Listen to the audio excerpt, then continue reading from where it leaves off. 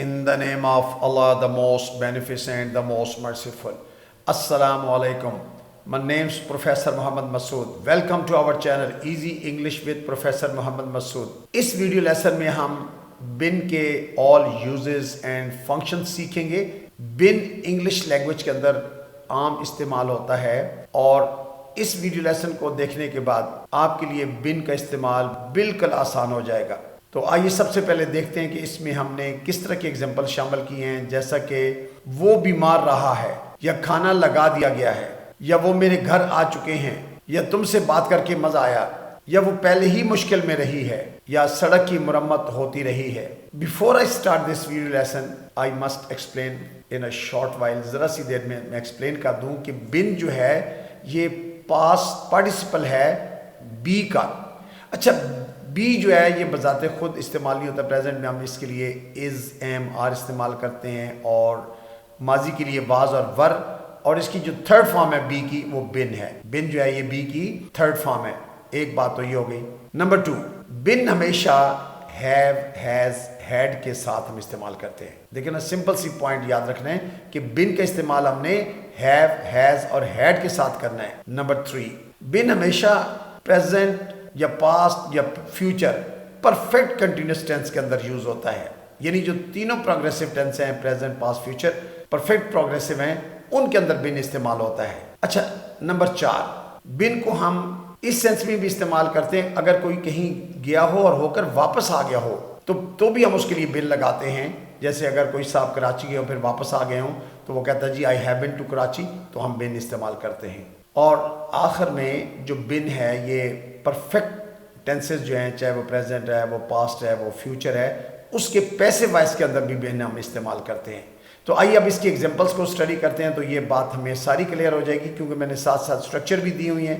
इस तरह से आपकी टेंसेस की भी रिवीजन हो जाएगी और बिन का इस्तेमाल भी आप अच्छी तरह सीख पाएंगे। सबसे पहले है प्रेजेंट परफेक्ट कंटिन्यूस, यानी हैव, हैज, बिन के बाद अगर इंग फॉर्म आएगी तो उसमें हम बिन का इस्तेमाल करते हैं। अच्छा, प्रेजेंट परफेक्ट कंटिन्यूस टेंस के अंदर टाइम के लिए सिंस या फार यूज करते हैं। अच्छा, अगर पॉइंट ऑफ टाइम हो तो सिंस लगाएं, अगर क्वांटिटी ऑफ टाइम हो तो फिर आप फार इस्तेमाल करें, क्योंकि अक्सर स्टूडेंट्स कंफ्यूज होते हैं कि जी सिंस कहाँ लगाना है, फार कहाँ लगाना है। तो पॉइंट ऑफ टाइम सिंस, जैसे सुबह से सिंस मॉर्निंग, इतवार से सिंस संडे, या 1990 से सिंस 1990। लेकिन अगर 2 मिनट का टाइम हो फॉर 2 मिनट्स, चाहे 2 घंटे हो फॉर 2 आवर्स, 2 साल से फॉर 2 ईयर्स, तो अगर क्वांटिटी ऑफ टाइम होगी तो फार लगाएंगे, पॉइंट ऑफ टाइम होगा तो सिंस इस्तेमाल करेंगे। जैसे कि वो सुबह से पढ़ रहे हैं, they have been studying since morning, they have been studying since morning. या वो कई घंटों से सो रहा है, he has been sleeping for hours, he has been sleeping for hours. अच्छा, ऊपर हमने फर्स्ट में हैव को शॉर्ट किया हुआ, दे हैव को देव, और ही हैज को हीज बीन स्लीपिंग, यानी ही हैज बीन स्लीपिंग। अच्छा, बाज़ औक़ात हम बिन को सिंपल प्रेजेंट परफेक्ट टेंस के अंदर भी यूज करते हैं, जैसे कि हैव, हैज के बाद बिन लगा के फिर टू, फिर प्लेस। जैसे कि मैं अभी बात कर रहा था कि अगर कोई कहीं जाकर वापस आ गया हो, जैसे क्या तुम कभी कराची गए हो, have you ever been to Karachi, यानी कोई साहब वहाँ गए हैं और होकर वापस आ गए, तो फिर हम बिन टू का इस्तेमाल करते हैं। Have you ever been to Karachi, या वो मेरे घर आ चुके हैं, यानी वो होकर चले गए वहाँ वापस। They have been to my house, they have been to my house. अच्छा, होम से पहले तो हम टू नहीं लगाते, लेकिन हाउस से पहले आप टू इस्तेमाल कर सकते हैं। लेकिन ये बड़ा खूबसूरत इस्तेमाल है। अक्सर जब कोई इंटरव्यू देने तो वो पूछते हैं ना, भाई have you ever been there, क्या आप कभी वहाँ गए हैं, तो I have never been there, मैं वहाँ कभी नहीं गया।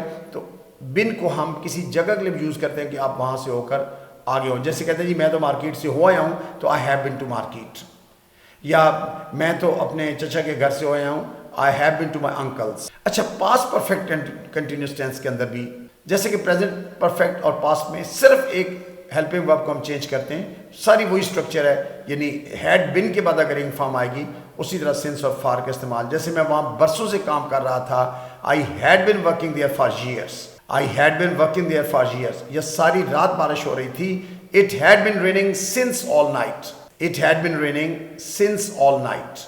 अच्छा, in the same way future perfect continuous की बात होगी तो हमने सिर्फ हैड की जगह विल हैव लगाना है, बाकी वही सेम स्ट्रक्चर है। जैसे वो पीर से मुझे टाल रहा होगा।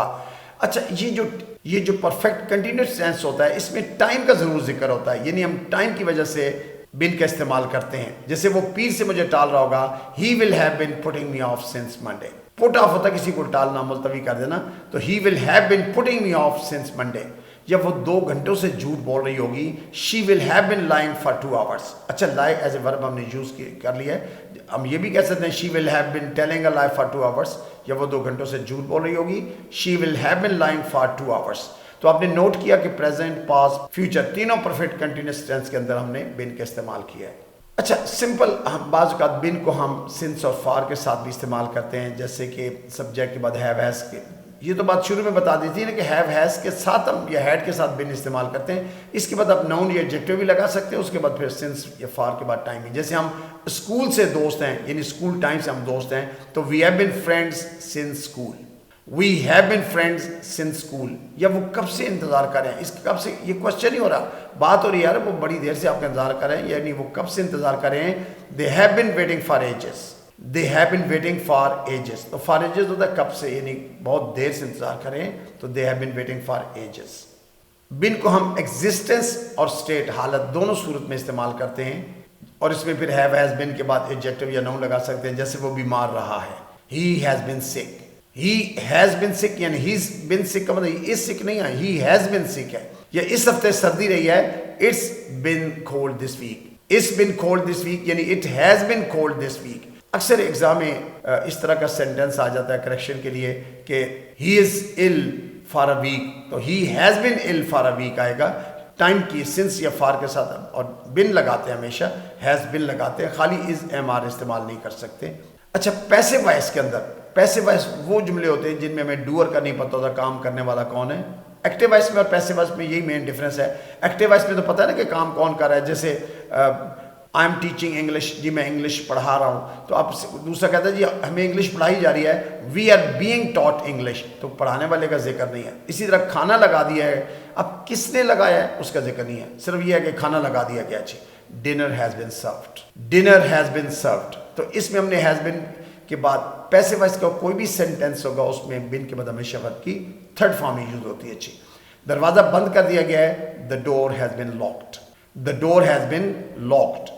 अच्छा, बिन बीइंग पैसिव, ये ज़रा थोड़ी एडवांस स्ट्रक्चर है, कॉमन यूज़ में नहीं है, लेकिन एनी हाउ मैंने इसको पढ़ा भी है और देखा भी है कि कुछ लोग इस्तेमाल करते हैं। जैसे सड़क की मरम्मत होती रही है, टाइम पीरियड शो रहा है कि सड़क की मरम्मत होती रही है, कंटिन्यूटी भी है, इसलिए बिन बीइंग को हम इकट्ठा इस्तेमाल कर रहे हैं। जैसे the road has been being repaired, यानी सड़क की मरम्मत होती रही है, the road has been being repaired.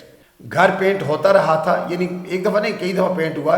The house had been being painted, the house had been being painted. अच्छा, अगर एक्सपीरियंस की बात करनी हो तो भी हम हैव हैज़ बिन के साथ प्रपोजिशनल फ्रेज इस्तेमाल कर लेते हैं। जैसे वो पहले भी मुश्किल में रही है, यानी काफ़ी देर मुश्किल में रही है, कि एट द टाइम की बात नहीं हो रही, काफ़ी देर से बात है, वो पहले भी मुश्किल में रही है। She has been in trouble before, she has को हमने शॉर्ट किया हुआ है, she is been in trouble before, या वो मुश्किल वक्त से गुजरे हैं, यानी काफ़ी देर उन पर मुश्किल टाइम रहा है। तो they have been through hard times, they have been through hard times, तो दे हैव को शॉर्ट करके देव बिन थ्रू हार्ड टाइम्स।